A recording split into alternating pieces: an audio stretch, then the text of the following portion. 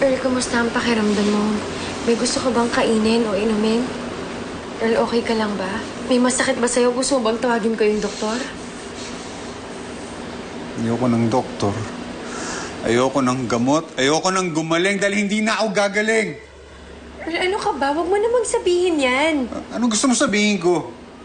Napuno ako ng pag-asang gumaling? Na lumaban ako? Sana di nyo na lang ako dinala dito sa ospital. Sana hinayaan nyo na lang ako mamatay doon sa kalsada. Dahil yun naman ang gusto mo, di ba? Yung mamatay ako para lumaya ka na. Earl, hindi ko gustong mapahamak ka. Oo, pero iniwan mo pa rin ako.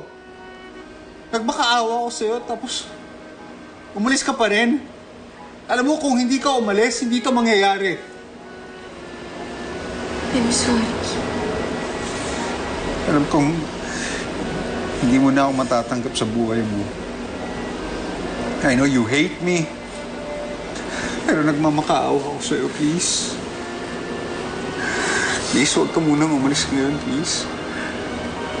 Hindi ko kakayanin. Pero pangako, pag gumaling na ako, papakawalan na kita.